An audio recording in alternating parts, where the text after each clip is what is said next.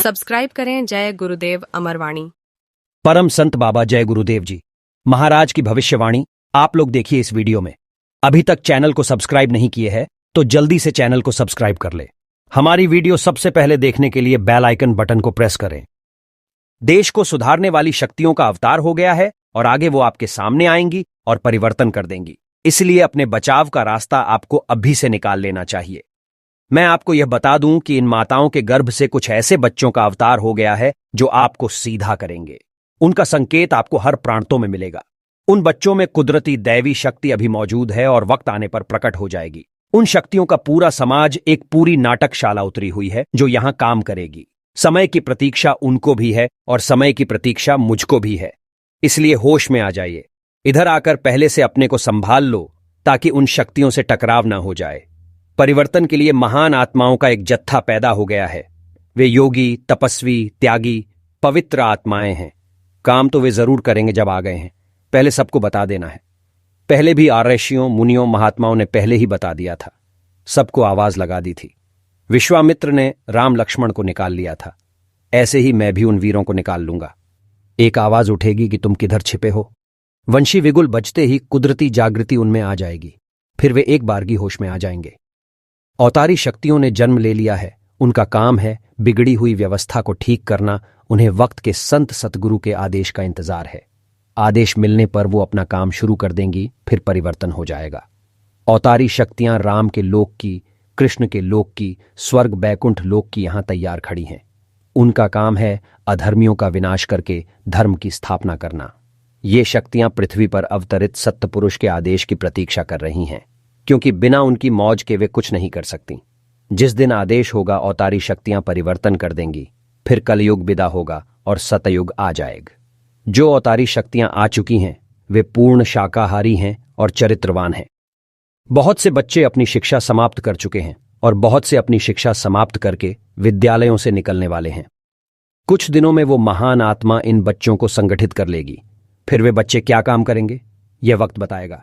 भारतवर्ष में महान आत्मा का जन्म हो चुका है। जब आप ईश्वर के बनाए नियम को नहीं मानते हो, नियमों के प्रतिकूल काम करते हो, तब काल, निरंजन, भगवान अपने देश में छटनी करा देते हैं। वो किसी न किसी सुरत आत्मा को, शक्ति को पृथ्वी पर भेजकर ऐसा माहौल पैदा कर देते हैं, मारकाट करवा देते हैं। कुदरती आपदाएं आने लगती हैं। फिर छटनी हो जाती है और जो लोग बचते हैं वो धर्म के रास्ते पर चलने लगते हैं। जो शक्तियां सुधार के लिए धरती पर भेजी जाती हैं वो आते ही गुनाहों का दंड देना नहीं शुरू कर देती हैं।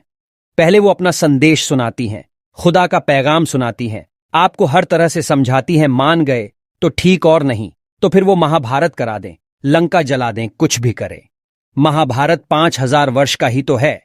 इसमें विश्व के सभी योद्धा युद्ध करने आए थे और उनका सफाया हो गया।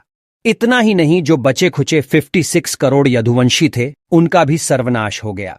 इसके पहले कृष्ण भगवान ने सभी को समझाया और उनके समझाने पर जब राजा प्रजा किसी ने नहीं माना तो उन्होंने सबका नाश करा दिया।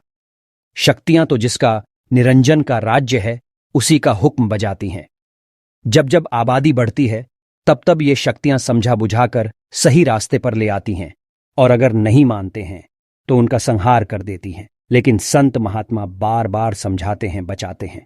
इस वक्त आबादी बहुत बढ़ गई है। यदि संत नहीं होते तो अब तक कुछ का कुछ हो गया होता। संतों की वजह से ही कुछ नहीं हो पा रहा है, आपको यह नहीं मालूम। बात नहीं मानोगे तो कोई ना कोई घटना होगी ही। समय बहुत खराब आ रहा है। तुम इस बात को सोच भी नहीं सकते हो कि क्या हो जाएगा। परमात्मा ने आध्यात्मिक शक्तियों को इस भूमंडल पर भेज दिया है और वे कृष्ण की तरह, राम की तरह अधर्मियों का खात्मा कर देंगी। इसलिए तुम अभी से संभल जाओ, इसी में तुम्हारी भलाई है। अब राम और कृष्ण को तीर धनुष या चक्र सुदर्शन चलाने की जरूरत नहीं पड़ेगी। सबके क्रियाकर्म की तलवार ही सफाया कर देगी। फिर परिवर्तन हो जाएगा। बाबा जी सबको समझा रहे हैं, आगाह कर रहे हैं, मार्गदर्शन कर रहे हैं। जो बातों को मानेंगे उनकी रक्षा हो जाएगी। जो नहीं मानेंगे उनके लिए उन्हीं के कर्मों की तलवार उनके सिर पर लटक रही है। कोई क्या कर सकता है। वर्तमान समय ऐसा चल रहा है कि किसी का दिल दिमाग काबू में नहीं है। ऐसे समय में योगी, योगेश्वर, ऋषि, मुनि, देवी देवता कुछ नहीं कर सकते। अब तो संतों की जरूरत है। वही जीवों की रक्षा कर सकते हैं, सही दिशा दे